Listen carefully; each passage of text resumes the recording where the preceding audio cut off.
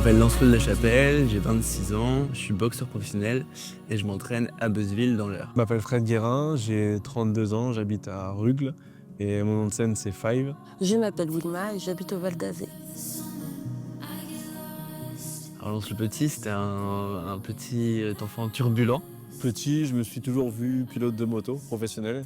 bagarreur, bourré d'énergie, je dormais pas, je me faisais virer de l'école tout le temps j'étais mis au coin ou quoi que ce soit parce que j'étais insupportable, quoi. J'ai eu un accident en 2013 à mes 20 ans qui m'a laissé paraplégique. Alors ma vie d'enfant idéal, ça aurait été de pas avoir à me soucier, pas avoir faim, d'être habillé convenablement, d'avoir de l'électricité, d'avoir un frigo plein. Mon père a choisi de me mettre à la boxe, ce que j'ai fait dès l'âge de 6 ans. Et puis au départ ça me plaisait pas tant que ça. En 2013, sur une épreuve de supercross, malheureusement lors d'une des finales, je me suis fait percuter par un de mes adversaires, un pilote qui était derrière moi, qui s'est manqué sur un saut, qui m'a atterri sur le dos. Ça m'a cassé 4 vertèbres, dont une qui est venue comprimer ma moelle épinière. Et ça m'a laissé paraplégique. Mère alcoolique, un divorce chaotique, père malade. Et du coup, on se retrouve devant un juge des enfants pour parler de garde et ensuite de placement au foyer. J'ai été champion de France 2 fois en cadet, 1 fois en junior, finaliste senior. Et malgré tout ça, j'ai jamais été pris en équipe de France. Et puis ensuite, quand j'ai été aux portes des Jeux, j'ai été le 7e européen au qualif et il n'y avait que 6 places. Donc j'avais la place du con, comme on appelle. Ça a été très long. Déjà les 2 premières années, j'étais un petit peu dans le déni, je pensais vraiment que j'allais remarcher. J'ai tout fait pour. Ensuite, j'ai compris que je ne remarcherais pas, donc j'ai commencé à envisager d'autres options. Il y a eu une éducatrice dans le premier foyer où j'ai été qui m'a dit tu reproduiras. Et là, dans ma tête, je me suis dit non, jamais je reproduirai. Ça m'a fait un effet kiss poule. Aujourd'hui, j'ai réussi, après les Jeux, à passer pro, à me créer d'autres projets. Et voilà, j'ai réussi à me projeter. Et j'avais des choses à dire après cet accident. Et c'est naturellement que j'ai commencé à écrire. Il y a eu des personnes qui m'ont tendu la main. Il y a des personnes où j'étais trop en colère pour l'attraper. C'est les défis qui font ce qu'on est et ce qu'aujourd'hui on réussit à accomplir, tout simplement. Ces bouts de texte, ces freestyles sont devenus des morceaux. Je fais de la musique depuis 6-7 ans maintenant. J'ai déjà fait un album, j'en fais un deuxième là. Au collège, il y avait un prof qui s'appelait Monsieur Belzo. Il m'avait offert un cadeau de Noël. C'était pas grand-chose. Enfin, c'était pas grand-chose pour moi, mais il m'a suivi des années. Ma plus grande fierté aujourd'hui, c'est quand je gagne un combat, quand je réussis quelque chose, de voir surtout la fierté des gens que j'aime, quand ils sont fiers de moi et qu'ils sont heureux pour moi. Ça, c'est la plus grande des fiertés, je pense. Avec le temps, il y a plein de choses qui se passent et moi, je regrette absolument rien. J'ai vécu des choses que j'aurais jamais vécues debout. J'ai réussi à 30 ans à avoir un CAP en pâtisserie, en candidat libre. Maintenant, je suis assistante maternelle, j'ai développé un projet. Plus le défi est grand, ça reprend un peu les termes, et plus la victoire est belle, quoi. En fait, j'ai accepté. Ce que d'autres auraient pris pour un défi, j'ai accepté tout ce passé chaotique qui fait que je suis celle que je suis aujourd'hui.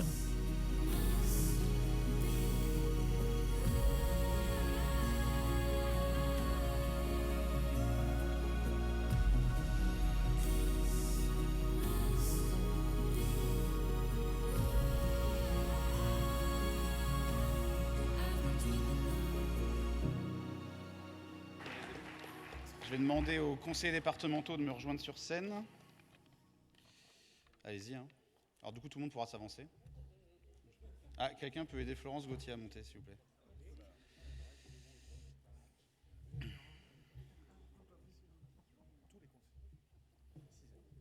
Enfin, ceux qui le souhaitent. Non, les conseillers qui le souhaitent. Bien sûr.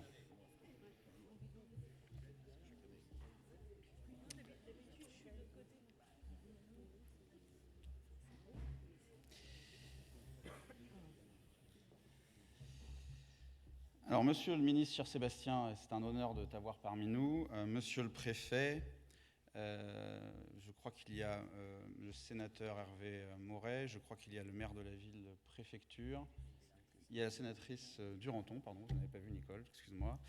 Il y a, je crois, évidemment beaucoup d'élus, mesdames et messieurs représentant les autorités civiles et militaires, et vous tous, en vos grades et qualités, comme disait mon prédécesseur Pascal Lehongre, qui permet d'embrasser tout le monde.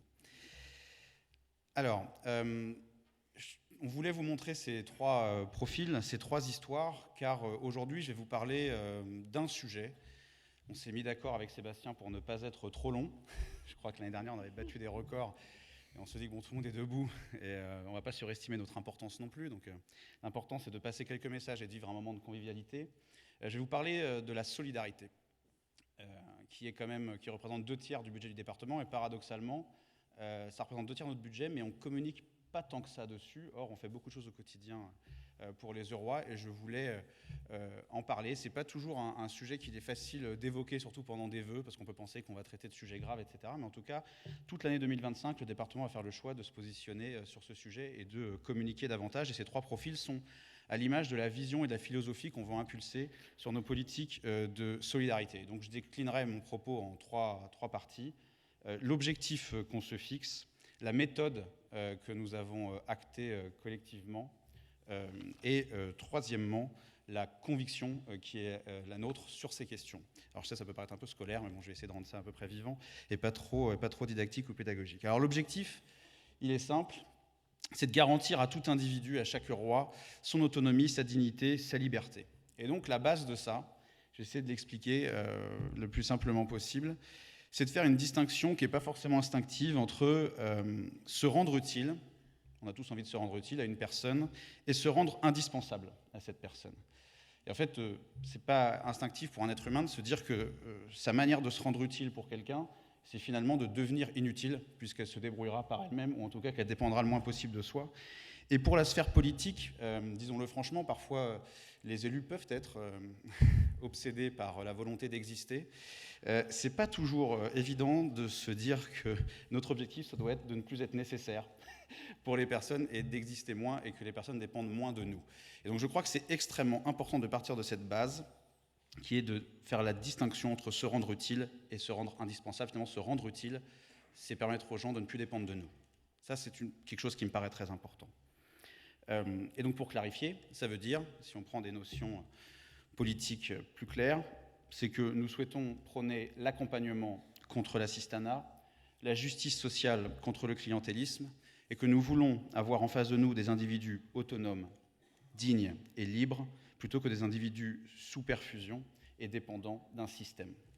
Donc une fois qu'on a donné cette philosophie-là, ces grandes orientations, j'ai un exemple, parce que je vous ai dit que j'allais essayer d'être le plus court possible, donc on ne va pas traiter tous les sujets. Il y a un sujet qui est d'actualité, c'est la généralisation de l'expérimentation de la réforme du RSA. Et le département a été parmi les territoires, les 18 territoires expérimentateurs sur le sujet. Alors il se dit beaucoup de choses en ce moment. Je lis des choses extrêmement excessives, parfois je trouve un peu dogmatiques, et c'est pourquoi j'aimerais en parler, puisque le but de cette réforme, c'est de mettre l'activité au cœur de notre politique d'insertion et de considérer que l'activité n'est pas une punition, mais une chance.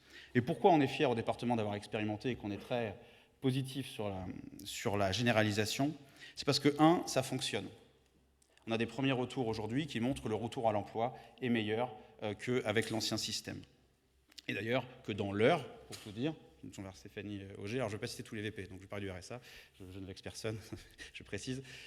On a un meilleur taux en fait, de retour vers l'emploi que dans les 18 autres territoires expérimentateurs. C'est vrai que dans l'heure, on a été plus performant qu'ailleurs.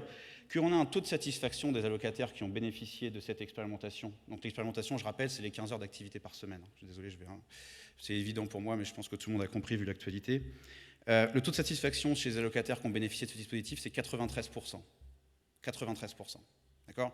Donc moi, je veux bien que des gens parlent de ce sujet. Je crois qu'il est toujours important de prendre la parole des personnes qui vivent le sujet. Et donc les allocataires que j'ai pu rencontrer, personnellement d'ailleurs, avec qui j'ai pu échanger, étaient extrêmement positifs sur ce dispositif. Pourquoi ? parce que c'est un dispositif qui permet la sortie de l'isolement. Et que le plus grand ennemi de l'insertion, c'est l'isolement, et que le fait d'imposer 15 heures d'activité, ça permet aux gens de sortir de leur isolement. C'est important aussi parce que ça change l'image des allocataires RSA. Quand vous mettez des allocataires RSA en activité, pour ceux qui étaient éloignés de l'activité depuis longtemps, ça permet que ces allocataires parlent à d'autres personnes et qu'ils expliquent leur parcours et qu'ils expliquent les épreuves et qu'est-ce qui fait qu'ils en sont arrivés là. Et ça crée de l'empathie. Là où quand on ne connaît pas les personnes, ou quand on ne connaît pas d'allocataires RSA, on peut se faire des idées parfois un peu caricaturales sur le sujet. Donc en fait, c'est quelque chose d'extrêmement positif, qui a du résultat, qui change le regard qu'on peut porter sur les allocataires et qui permet justement de rendre une dignité, une autonomie, une liberté à ces allocataires.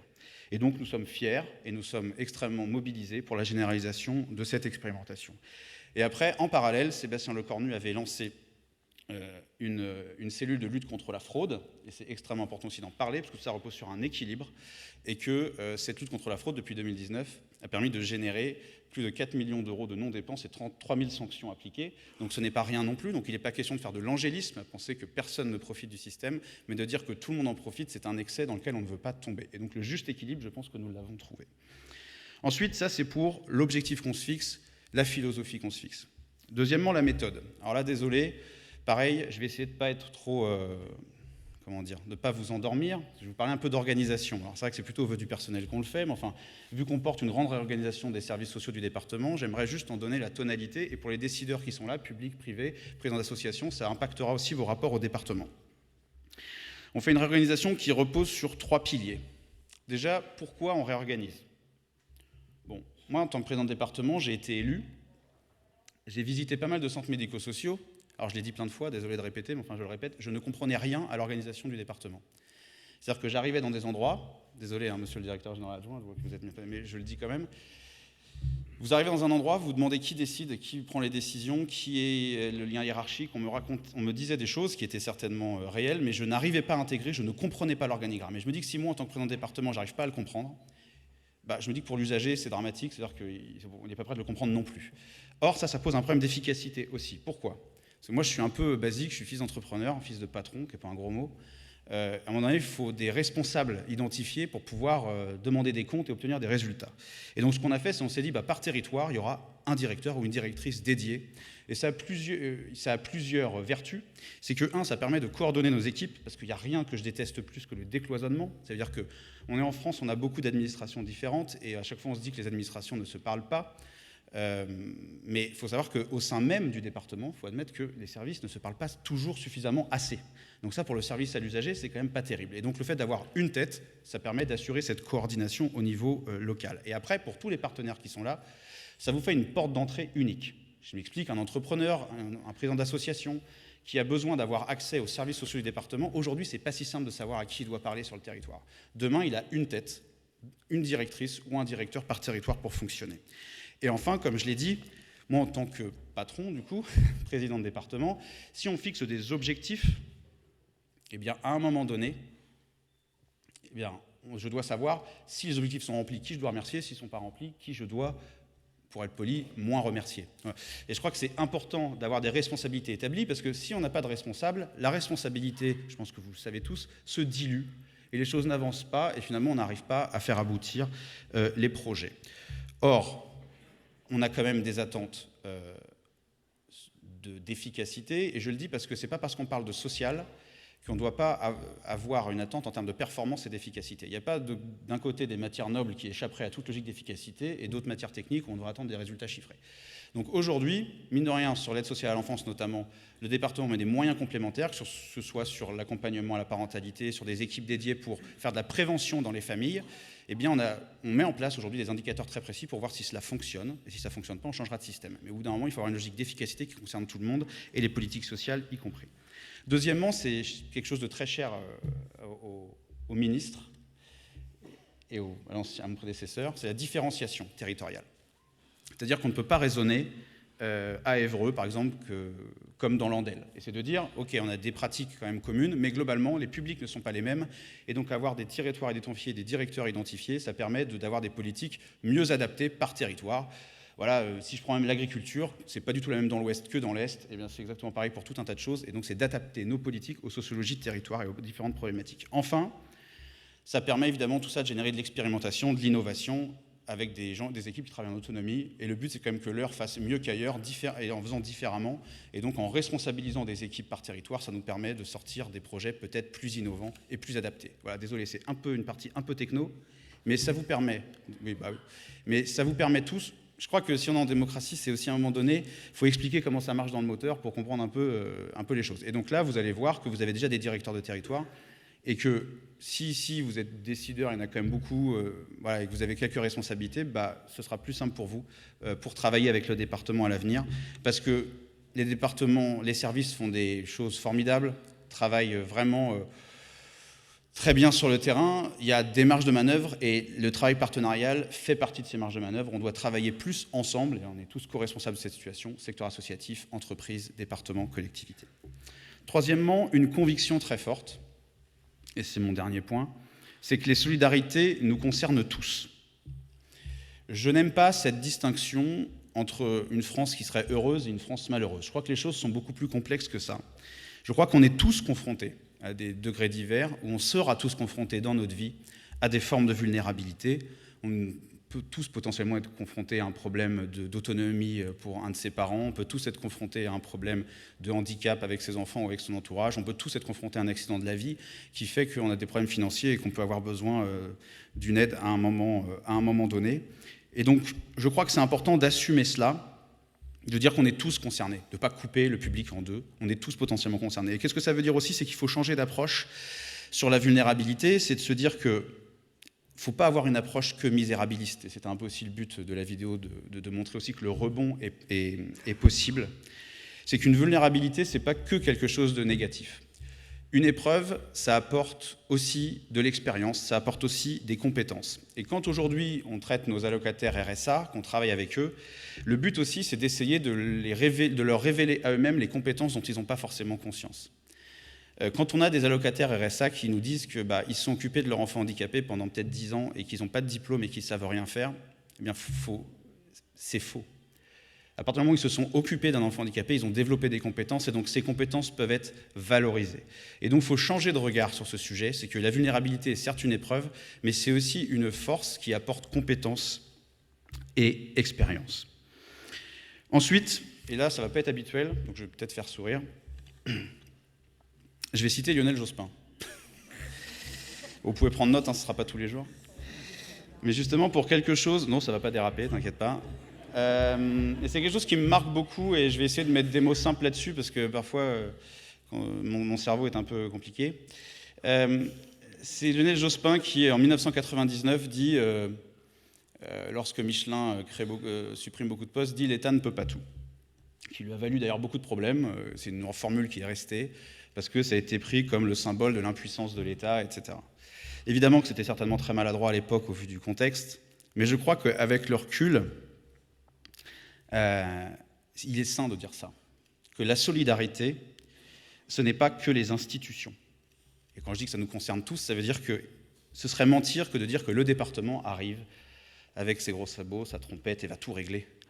La solidarité, c'est pas comme ça que ça fonctionne. Et que de dire que la collectivité ne peut pas tout, c'est aussi appeler à la mobilisation. Et quand je parlais du triptyque autonomie, dignité, liberté, ça a un corollaire, c'est la responsabilité individuelle.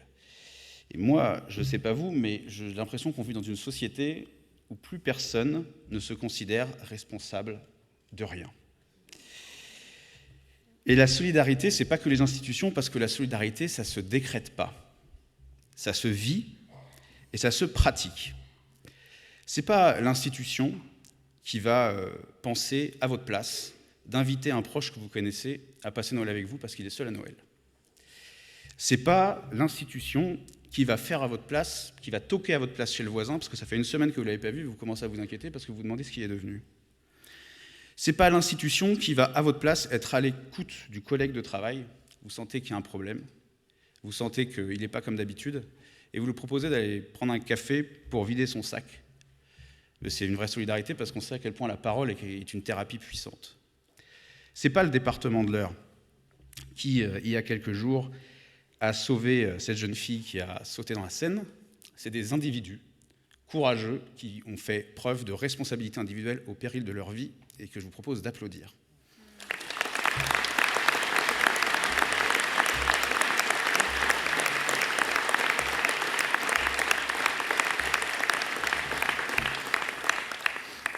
Donc tout ça pour dire que la solidarité est une notion, une valeur qui a beaucoup de croyants, mais trop peu de pratiquants.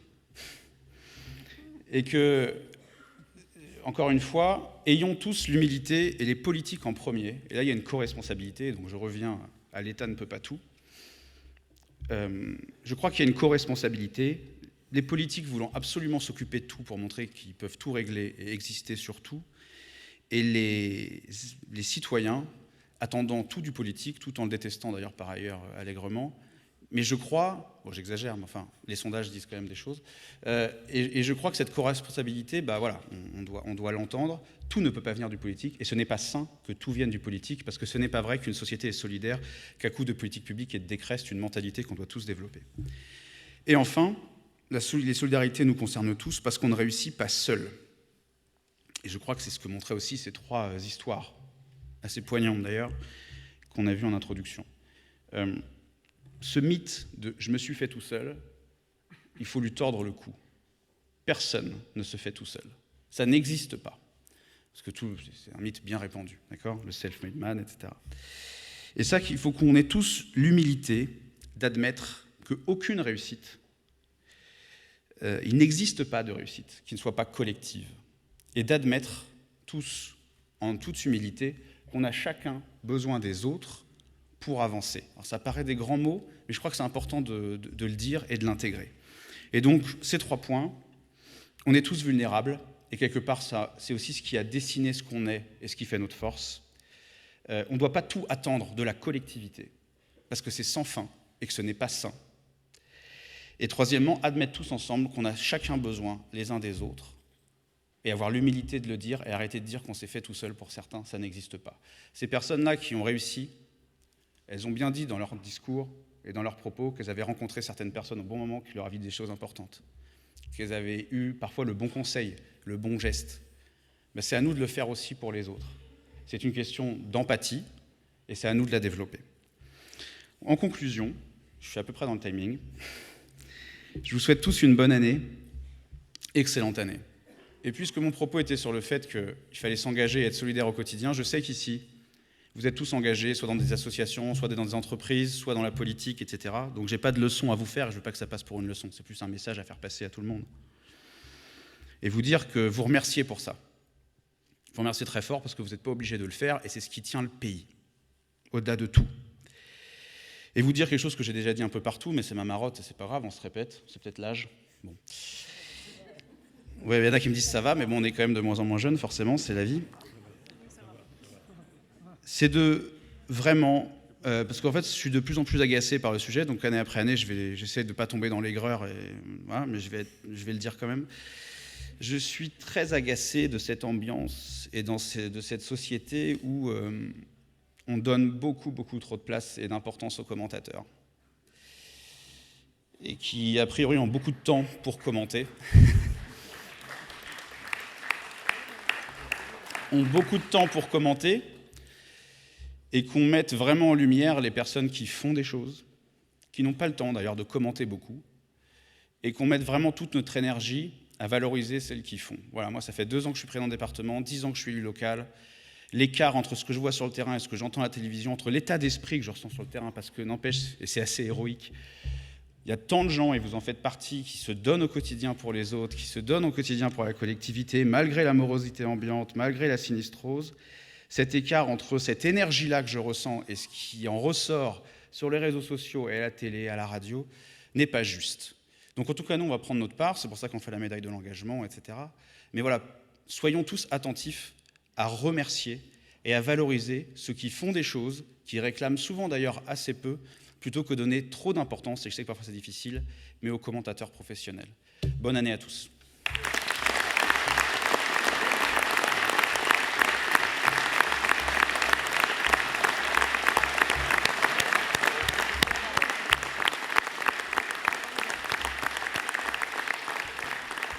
Bien, Monsieur le Président, cher Alexandre, je salue l'ensemble des membres du corps préfectoral, évidemment à sa tête notre nouveau préfet de département.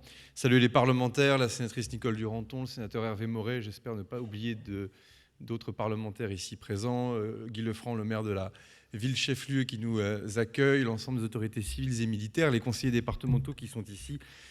Je vais m'arrêter là, mais beaucoup de représentants des différentes organisations professionnelles, chambres consulaires, ordres professionnels. Merci évidemment d'être là pour ces vœux. D'abord, un petit souvenir et 3 vœux, puisque vous avez compris, nous avons mis un timer pour la première fois de nos vœux. Pour vous, considérant qu'à la fin, nous serons plus populaires en étant courts qu'en étant complets. Et donc, je vais moi aussi m'insérer dans cette bonne résolution avec déjà un premier souvenir, puisqu'au mois de mars de cette année, cela fera 10 ans que j'ai été élu conseiller départemental, président du conseil départemental en 2015, avec un certain nombre de conseillers départementaux qui sont ici derrière nous. D'autres nous ont rejoints lors du renouvellement de l'année 2021. Parmi vous, un certain nombre étaient là, notamment celles et ceux qui avaient participé en 2014 aux aventures municipales. Et forcément, nous aurons l'occasion d'y revenir tout au long de cette année, en essayant de regarder le plus lucidement possible notre bilan, les choses que nous avons réussies, les choses que nous avons immanquablement ratées. Et je crois que dans un exercice démocratique où cette collectivité peut parfois apparaître comme étant un peu loin de la population, alors que pourtant son mode de scrutin, ses compétences nous amènent à être dans une grande proximité, nous tenterons en tout cas pour la majorité départementale de faire cet exercice d'humilité et de revenir devant tout à chacun pour faire ces 10 ans et les célébrer en essayant de se donner un tout petit peu des perspectives et d'élever un peu la ligne d'horizon. Ce que je vais essayer de faire par 3 vœux tout simples au fond ce soir. Le premier, pour embrayer le pas d'Alexandre, c'est évidemment un vœu pour l'heure, tout simplement, et en repartant de la décision qui a été prise par les élus de faire des solidarités le cœur de l'action. Ça ne veut pas dire qu'il y a une éviction sur les autres priorités et sur les autres compétences départementales, mais vous l'avez compris, Alexandre a fait le choix de parler de ça de manière particulière, essentiellement parce que c'est le cœur même de ce que la loi de la République confie comme compétence à cette collectivité, que on le voit bien dans un département comme l'Eure, si le conseil départemental ne s'en occupe pas au regard de la taille des différentes communes, des CCAS, des compétences des uns et des autres, du tissu associatif, au fond, personne ne peut s'en occuper complètement sans le conseil départemental. Et donc évidemment, ce rôle de chef de fila, il est dans la loi, mais enfin, on se doit de le faire vivre davantage. Et pourquoi on se doit de le faire vivre davantage? Parce que, notamment pour les élus qui sont ici, c'est probablement la première fois que nous allons devoir inscrire le contexte de notre action dans un environnement économique et social qui fondamentalement va se tendre.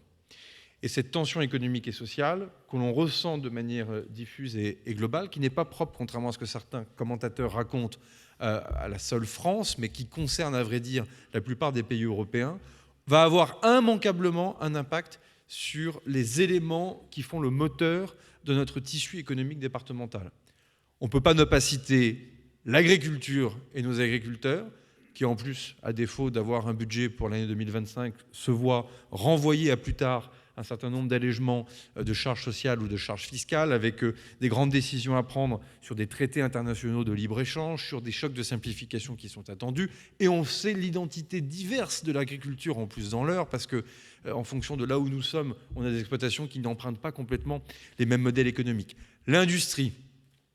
Et peut-être 2 mentions pour l'ensemble de la filière automobile qui connaît un moment particulièrement difficile. Là aussi, il n'est pas français, il est fondamentalement européen. Regardez ce qui se passe outre-Rhin en Allemagne, mais on le sait, notre tissu est largement irrigué dans l'Eure par des sous-équipementiers plus ou moins importants et qui connaissent déjà des difficultés connues, d'autres peut-être à venir.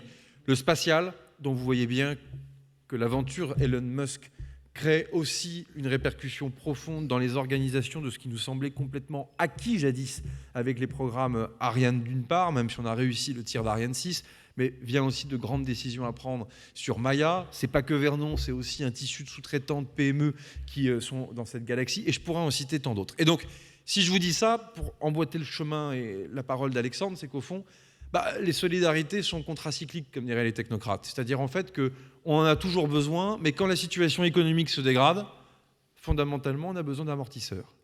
Et c'est là où tout ce que nous avons fait ces 10 dernières années sur la rénovation d'un certain nombre de politiques sociales, y compris pour le RSA, va s'avérer particulièrement utile dans un moment où, je touche du bois, je l'espère, on n'aura pas trop de rehaussement des chiffres du chômage. Et pour toute notre génération d'élus, de responsables de l'État et autres, il se trouve que ça fait maintenant plusieurs années que notre action s'inscrit dans un cadre de croissance et jamais de récession et d'un taux de chômage autour de 7%, là où précisément, il y a 10 ans, lorsque nous avons pris nos responsabilités, il était davantage autour de 10%. Et là où on a fait plusieurs campagnes électorales, dont une campagne présidentielle récente, sans pratiquement prononcer le mot chômage ou emploi, on va de nouveau se reposer les questions de ce qu'est l'attractivité, la capacité à faire en sorte que les uns et les autres embauchent ou fidélisent leur emploi. Et donc vous le voyez bien, il y a un miroir. Le conseil départemental n'a plus de compétences économiques. Les conseillers régionaux qui sont ici, ils sont davantage en première ligne sur ce volet attractivité, avec évidemment les politiques qui sont menées par l'État. Mais le choc social, lui, il est en partie dans les CCAS des communes, dans le tissu associatif et au conseil départemental. Et évidemment, cette synchronisation va aller de pair et nous l'avions perdu peut-être un peu de vue. Mon deuxième vœu, il sera pour notre démocratie. J'ai pas trop l'habitude de faire des discours grandiloquents, mais j'ai quand même envie d'en dire un mot parce que je crois qu'il se passe au global comme au local suffisamment de choses édifiantes pour ne pas quand même se pencher 30 secondes là-dessus. Déjà, pour notre démocratie globale, vous le voyez bien, de plus en plus d'ingérences étrangères, de manipulation de l'information, de contre-vérité. On vivait quand même dans une démocratie dans laquelle l'accès à la vérité, ou en tout cas elle pouvait être subjective, on pouvait dire tel ou tel journaliste nous agace, cette rédaction n'est pas complètement dans mes idées. Mais enfin, il y avait quand même un rapport à la déontologie, à la véracité de ce qui est amené, qui était quand même le préalable à tout. Et on le voit bien, on vit dans un monde global qui remet en cause cela, et que de plus en plus, ça a des incidences locales. Vœu pour notre démocratie parlementaire.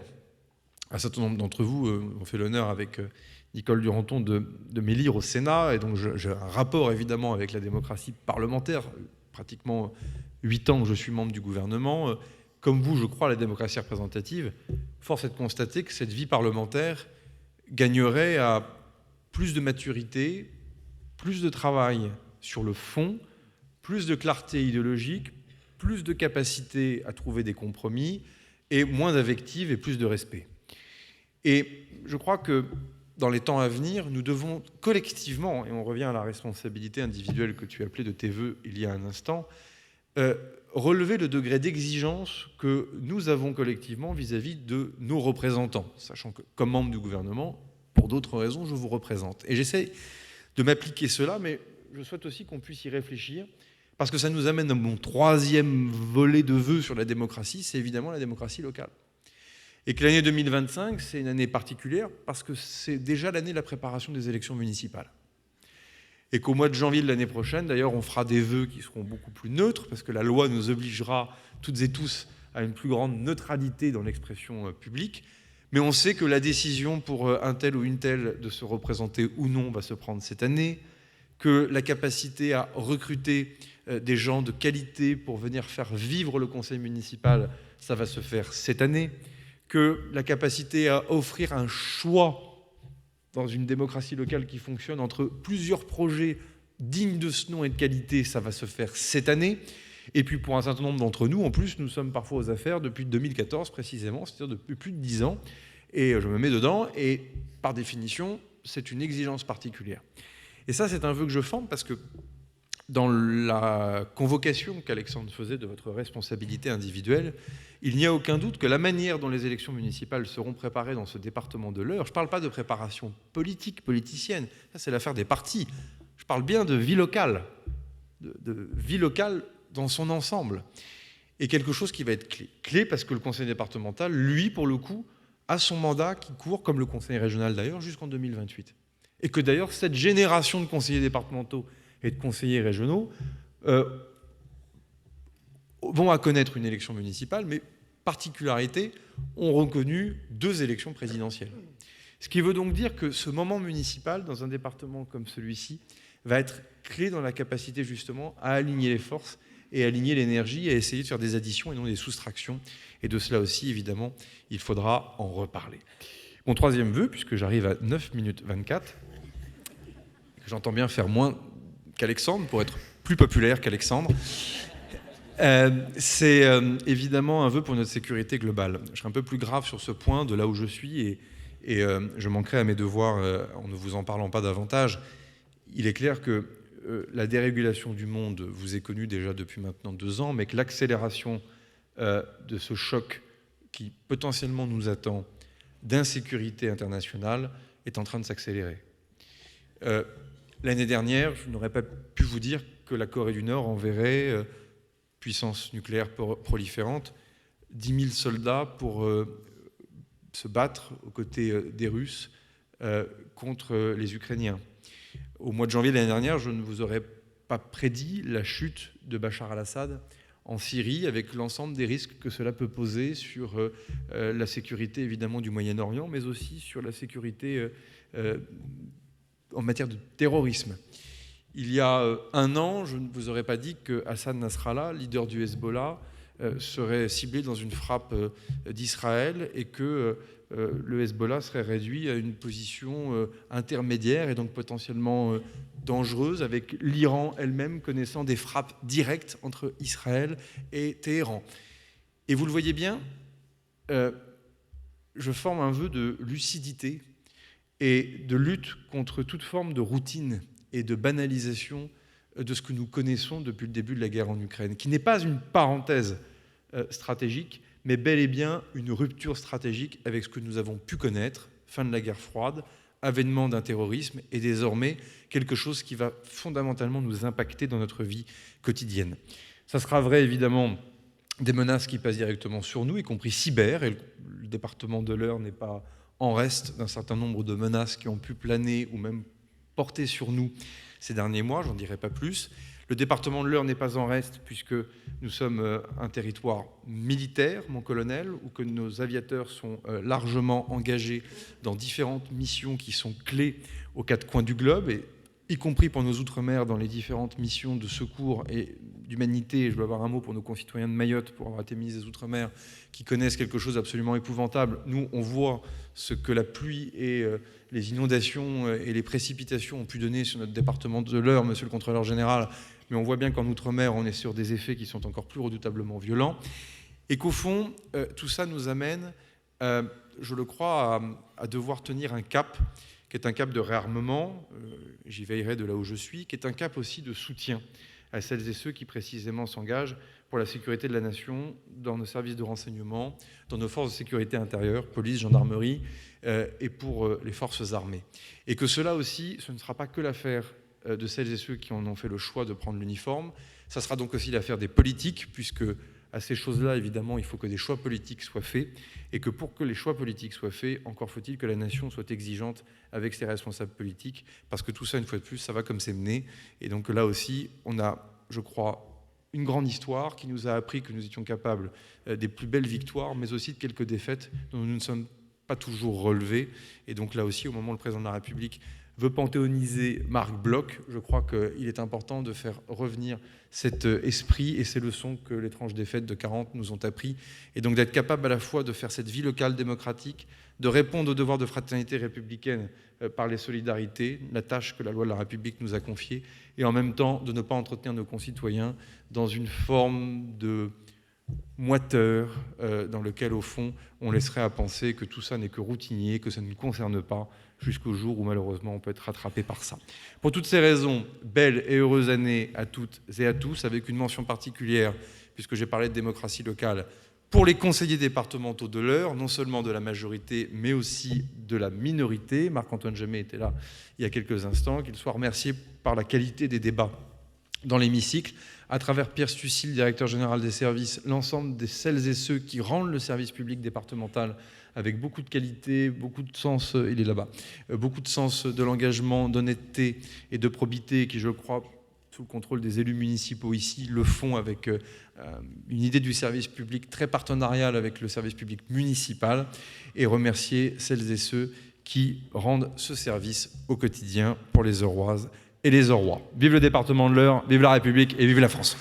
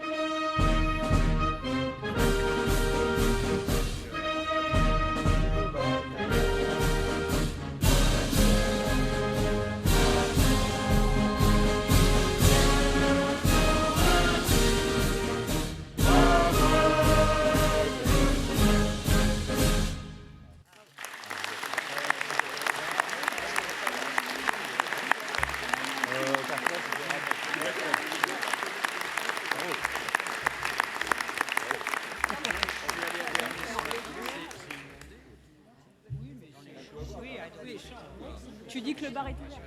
Alors, comment on dit dans les... Comment on dit dans les troupes de marine? La main dessus. Voilà.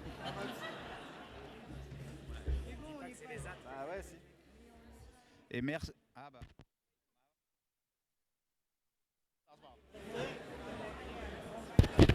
C'est bon, Alex, vas-y. Et juste pour préciser, merci à l'ESAT de Guichainville qui a préparé et qui vous servira pour ce buffet. Voilà, merci à eux.